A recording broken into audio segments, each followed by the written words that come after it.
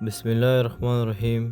السلام علیکم دوستو، جب ایک شخص اپنی زندگی عوام کی خدمت اور ملک کی ترقی کے لیے وقف کر دیتا ہے تو اسے سب سے زیادہ تکلیف اس وقت ہوتی ہے جب ان کی اپنی قریبی لوگ اس کے خلاف ہو جائے۔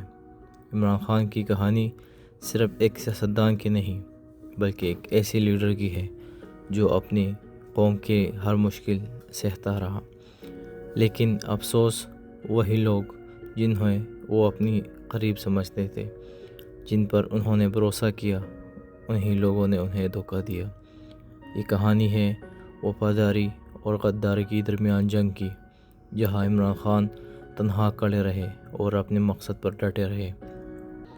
آج ہم ان غداروں کا پردہ چاک کریں گے جنہوں نے اپنی خواہشات کے لیے ایک قوم کی خوابوں کا سودا کیا۔ عمران خان کے ساتھ غداری کرنے والے قریبی لوگ۔ دوستو، تاریخ میں ہمیشہ عظیم رہنما وہی بنتے ہیں جو مشکل راستے چنتے ہیں، لیکن ان راستوں پر چلتے ہوئے سب سے بڑا زخم وہ ہوتا ہے جو اپنی قریبی لوگ دیتے ہیں۔ عمران خان کے ساتھ بھی کچھ ایسا ہی ہوا۔ وہ لوگ جو ان کی قریبی ساتھی تھے، جس پر انہوں نے بھروسہ کیا، انہیں لوگوں نے ان کے خلاف سازشیں کی اور انہیں تنہا چھوڑ دیا۔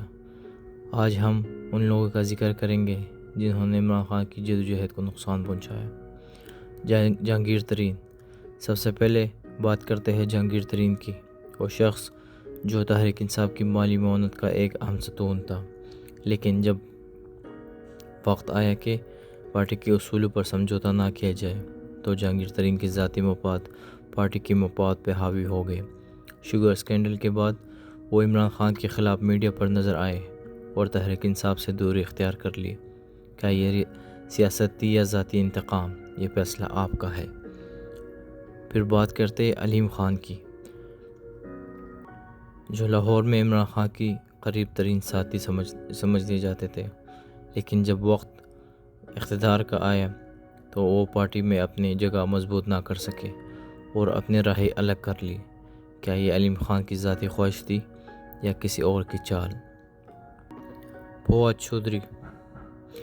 چودھری جنہوں نے عمران خان کا ترجمان سمجھا جاتا تھا، وہ وقت کے ساتھ بدلتے نظر آئے۔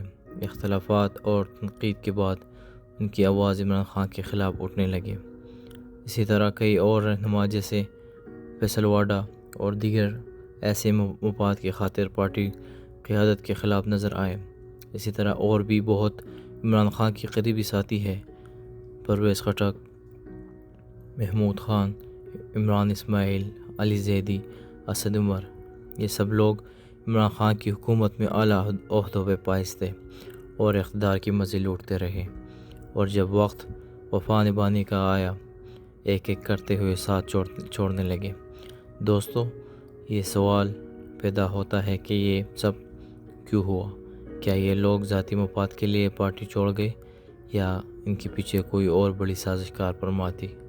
عمران خان نے اپنی جدوجہد میں ہر مرحلے پر عوام کے لیے قربانی دی، لیکن ان کے اپنے ساتھیوں نے ان کے لیے راستے میں رکاوٹیں کھڑی کی۔ عمران خان کا سفر آج بھی جاری ہے اور یہ بات واضح ہے کہ وہ ان تمام غداروں کے باوجود اپنی جدوجہد سے پیچھے نہیں ہٹے۔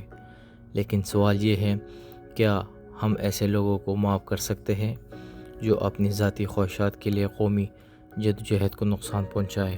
دوستو، فیصلہ آپ کا ہے۔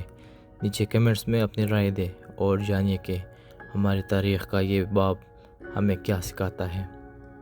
اگر آپ عمران خان کی جدوجہد کے بارے میں مزید جاننا چاہتے ہیں تو ہمارے چینل کو سبسکرائب کریں اور بیل آئیکن کو دبائیں تاکہ آپ کوئی اور اپڈیٹ نہ مس کر سکیں۔